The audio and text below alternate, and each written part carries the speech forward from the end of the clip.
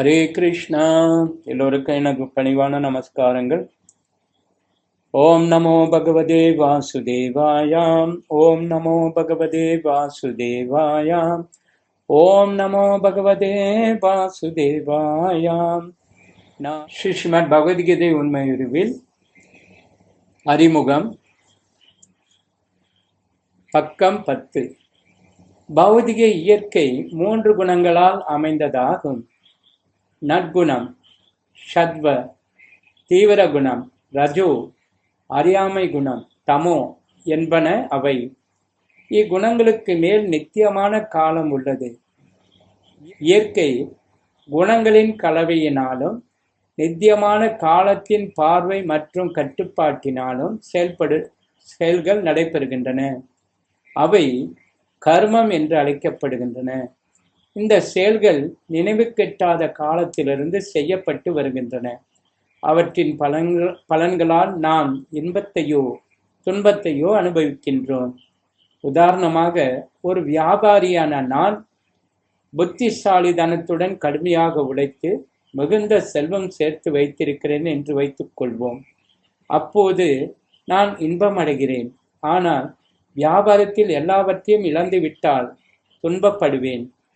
இதுபோல வாழ்வின் எல்லா நிலைகளிலும் நாம் நமது செயல்களின் விளைவுகளை இன்பமாகவோ துன்பமாகவோ அனுபவிக்கின்றோம். இதுவே கர்மம் என்று அழைக்கப்படுகிறது.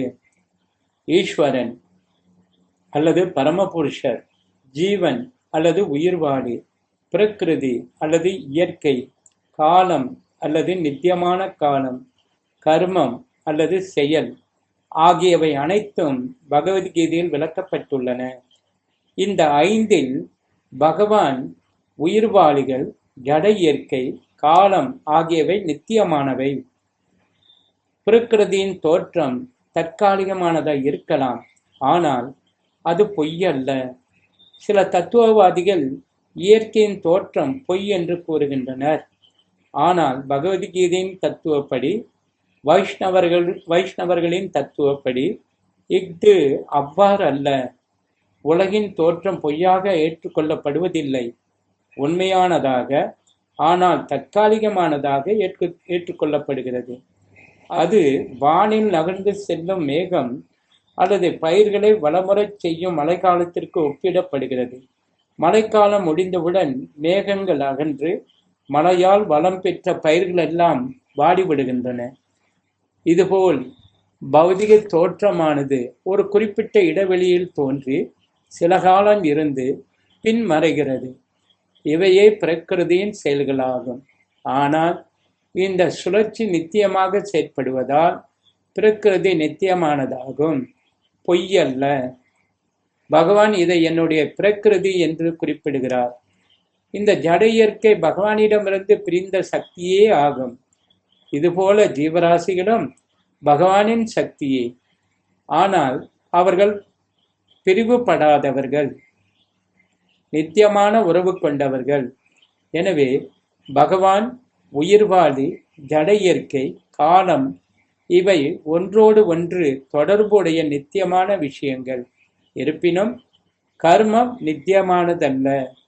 கர்மத்தின் விளைவுகள் மிக பழையதாக இருக்கலாம், உண்மையே. நினைவு கெட்டாத காலத்திலிருந்து செய்த செயல்களின் பலன்களை நாம் இன்பம் துன்பமாக அனுபவிக்கிறோம். ஆனால் நமது கர்மத்தின் விளைவுகளை நம்மால் மாற்ற இயலும். இம்மாற்றம் நமது அறிவின் பக்குவத்தை பொறுத்தது. நாம் பற்பல செயல்களில் ஈடுபட்டுள்ளோம்.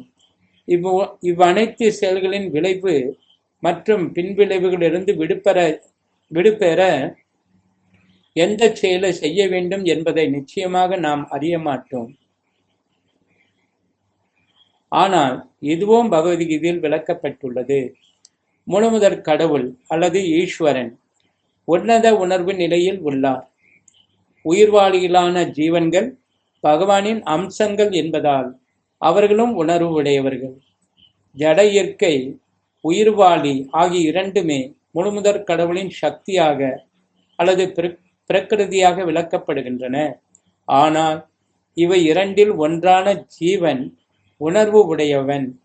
ஆனால் மற்ற பிரகிருதியோ உணர்வற்றது. இதுவே வித்தியாசம்.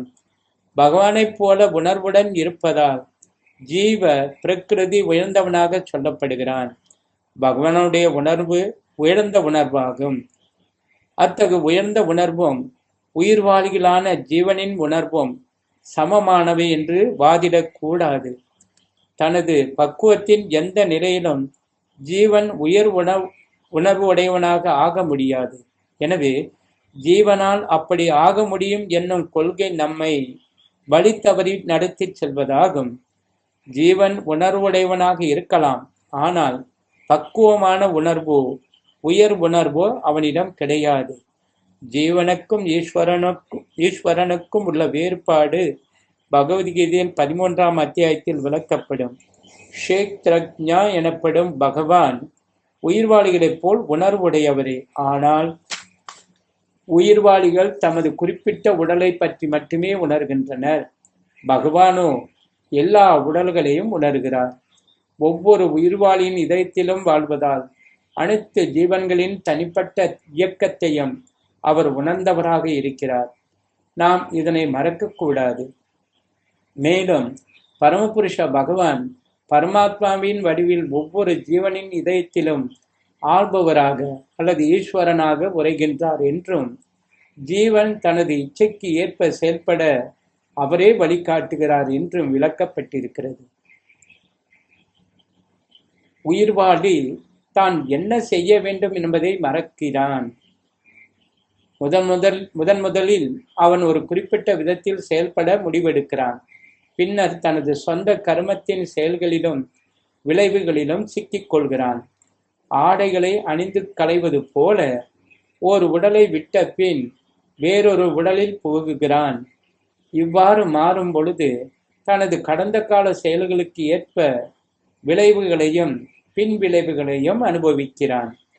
தூய்மையுடன் சத்வகுணத்தில் நிலை பெற்று தான் மேற்கொள்ள வேண்டிய செயல்கள் யாவை என்பதை அவன் புரிந்து கொள்ளும் போது இந்த கர்மங்களை மாற்ற முடியும். அவன் அவ்வாறு செய்வதால் தனது கடந்த கால செயல்களின் விளைவுகளையும் பின் விளைவுகளையும் மாற்றிவிட முடியும். எனவே கர்மம் என்பது நித்தியமானதல்ல. இதன் காரணத்தால் தான் 5 விஷயங்களில், அதாவது ஈஸ்வரன், ஜீவன், பிரகிருதி, காலம் மற்றும் கர்மம் 4 நித்தியமானவை, கர்மம் நித்தியமானதல்ல என்கிறோம். பகவான், உயிர்வாளிகள் ஆகிய இருவரின் உணர்வும் ஆன்மீகமானவை. உணர்வுகள் ஆன்மீகமானவை என்பதன் அடிப்படையில் உன்னத உணர்வுடைய ஈஸ்வரன் உயிர்வாளியை ஒத்துள்ளார். உணர்வு ஜடத்தின் சேர்க்கையால் உற்பத்தியாவதல்ல. அஃது ஒரு தவறான கொள்கையாகும். ஜடக்கலவையின் சில குறிப்பிட்ட நிலைகளில் உணர்வு உற்பத்தியாகின்றது என்னும் கொள்கை பகவத்கீதையில் ஏற்றுக்கொள்ளப்படுவதில்லை. வண்ண கண்ணாடியின் மூலம் பிரதிபலிக்கப்படும் ஒளி வண்ணமுடையதாக காணப்படுவதைப் போல பௌதிக சூழ்நிலையின் திரைகளால் உணர்வு திரிந்து பிரதிபலிக்கப்படலாம். இருப்பினும் பகவானின் உணர்வு ஜடத்தால் பாதிக்கப்படாததாகும். மயக்ஷேன பிரகிருதி என்கிறார் பகவான் கிருஷ்ணர். அவர் இந்த ஜட உலகிற்கு இறங்கி வருகையில் அவரது உணர்வு ஜடத்தால் பாதிக்கப்படுவதில்லை. அவ்வாறு பாதிக்கப்பட்டிருந்தால் பகவத்கீதையை போன்ற ஆன்மீகமான விஷயங்களை பேச அவருக்கு தகுதி இருக்காது. பௌதிகத்தின் கலங்கமான உணர்விலிருந்து விடுபடாத ஒருவரால் ஆன்மீக உலகை பற்றி எதுவும் கூற இயலாது. எனவே இறைவன் பௌதிகத்தால் கலங்கப்படுபவர் அல்ல. நமது உணர்வோ தற்போதைய நிலையில் பௌதிகத்தால் கலங்கப்பட்டுள்ளது. கலங்கப்பட்ட இவ்வுணர்வை நாம் தூய்மைப்படுத்த வேண்டும் என்று பகவத்கீதை கற்பிக்கின்றது. தூய உணர்வு நிலையில் நமது செயல்கள் ஈஸ்வரனின் இச்சையுடன் ஒருங்கிணைந்து இருக்கும். அது நம்மை மகிழ்விக்கும். இதற்காக நமது தினசரி செயல்கள் அனைத்தையும் நாம் நிறுத்திவிட வேண்டும் என்பதல்ல. மாறாக நமது செயல்கள் தூய்மைப்படுத்தப்பட வேண்டும். தூய்மையான செயல்கள் பக்தி என்று அழைக்கப்படுகின்றன. பக்தி செயல்கள் சாதாரண செயல்களைப் போல தோன்றலாம், ஆனால் அவை களங்கமற்றவை. ஒரு அறிவற்ற மனிதன் வேண்டுமானால் பக்தனும் சாதாரண மனிதனைப் போல் செயல்படுவதாகவும் தொழில் புரிவதாகவும் எண்ணலாம். ஆனால் இறைவனின் செயல்களோ பக்தனின் செயல்களோ அசுத்த உணர்வாலோ பௌதிகத்தாலோ கலங்கமடைவதில்லை என்பதை மதிக்குன்றிய அம்மனிதன் அறிவதில்லை. அச்செயல்கள் இயற்கையின் முக்குணங்களுக்கு அப்பாற்பட்டு விளங்கும் திவ்யமான செயல்களாகும். எனினும் தற்போதைய நிலையில் நம்முடைய உணர்வு கலங்கப்பட்டுள்ளது என்பதை நாம் அறிந்து கொள்ள வேண்டும்.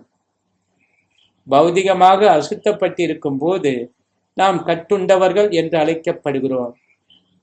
கட்டுண்ட நிலையில் நான் ஜட இயற்கையின் படைப்பு என்ற பொய்யான உணர்வு வெளிப்படுகிறது. இதுவே அகங்காரம் எனப்படும். உடல் தொடர்பான எண்ணங்களில் மூழ்கியவனால் தனது நிலையை புரிந்து கொள்ள முடியாது. உடல் சம்பந்தமான கருத்துக்களிலிருந்து அவனை விடுதலை பெறச் செய்வதற்காகவே பகவத்கீதை உபதேசிக்கப்பட்டது. இந்த விவரத்தை பகவானிடமிருந்து பெறுவதற்காக அர்ஜுனன் தன்னையே அந்த நிலையில் வைத்துக் கொண்டான். வாழ்க்கையின் உடல் சார்ந்த எண்ணங்களிலிருந்து விடுபடுவதே ஆன்மீகவாதியின் ஆரம்பச் செயலாகும். விடுதலை அல்லது முக்தி பெற விரும்புபவன் தான் இந்த ஜட உடல் அல்ல என்பதை முதலில் உணர வேண்டும். முக்தி என்றால் பௌதிக உணர்விலிருந்து விடுதலை என்பதே பொருள்.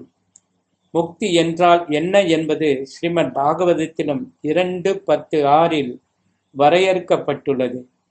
முக்தி என்றால் ஜட உலகின் கலங்கப்பட்ட உணர்விலிருந்து விடுதலை பெற்று தூய உணர்வில் நிலை பெறுவதாகும். இத்தகைய தூய உணர்வை எழுப்புவதையே பகவத்கீதையின் அறிவுரைகள் அனைத்தும் குறிக்கோளாக கொண்டுள்ளன.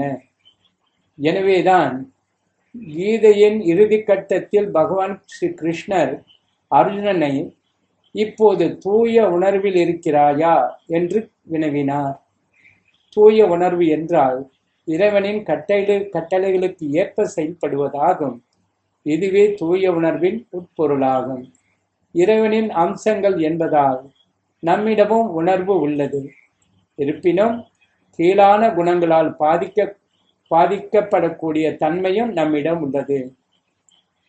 ஆனால் எல்லோரிலும் உயர்ந்தவரான பகவான் எப்போதுமே பாதிக்கப்படாமல் இருக்கிறார். இதுவே முழுமுதற் கடவுளுக்கும் சிறிய தனிப்பட்ட ஆத்மாவிற்கும் இடையிலான வேற்றுமை ஆகும். श्रीमद् भगवद गीता की जय, श्रील प्रभुपाद की जय, गौर परमानंदे हरि हरि बोल।